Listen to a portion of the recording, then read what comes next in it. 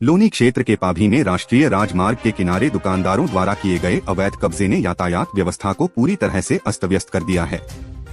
सड़क किनारे फैले दुकानों के सामान और खड़े वाहनों की वजह से लोगों को रोजाना भारी जाम की समस्या का सामना करना पड़ रहा है। त्योहारों के सीजन में यह समस्या और बढ़ गई है।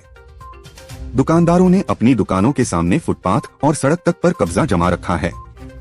कई स्थानों पर तो दुकानदारों ने सामान सड़क तक फैला दिया है, जिससे वाहनों के लिए रास्ता बेहद संकरा रह गया है। मथुरा के सौंख में धनीराम फिलिंग स्टेशन के चेयरमैन और नैनू पट्टी के प्रधान डॉक्टर देवेंद्र सिंह के चचेरे भाई रोहित चाहर मन की शांति के लिए धार्मिक यात्रा पर गए थे। मगोर्रा पुलिस ने उन्हें ऋषिकेश में गंगा किनारे से ढूंढ निकाला।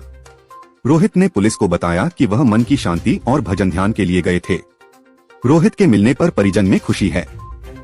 थाना मगोर्रा क्षेत्र के गांव नगला घनिया निवासी पेट्रोल पंप के प्रबंध निदेशक रोहित चाहर 9 सितंबर की सुबह करीब 11:30 बजे घर से पेट्रोल पंप जाने की कहकर लापता हो गए थे।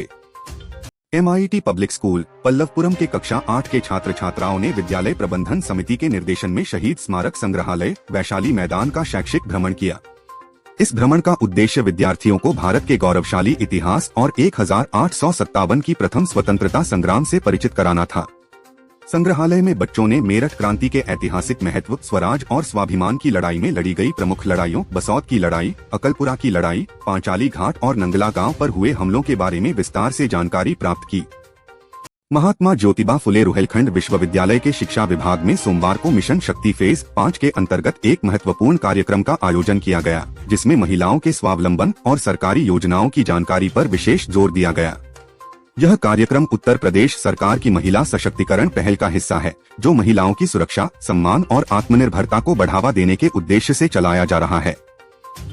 अमरोहा हसनपुर नगर में अहोई अष्टमी पर्व श्रद्धा भाव से मनाया गया। माताओं ने व्रत रखकर संतान की लंबी उम्र की कामना की। इसके साथ ही अहोई की कथा सुनी और बायना निकाला। इसके बाद सूरज, चंद्रमा एवं तारा देखकर व्रत खोला गया। कार्तिक मास के कृष्ण पक्ष की अष्टमी तिथि को मनाई जाने वाली अहोई अष्टमी का व्रत माताएं अपनी संतान की दीर्घायु, सुख समृद्धि और निरोगी जीवन की कामना से करती हैं। देवा मेले में आयोजित दंगल प्रतियोगिता के दूसरे दिन पहलवानों के दांवपेंच से रोमांचक कुश्तियां देखने को मिली।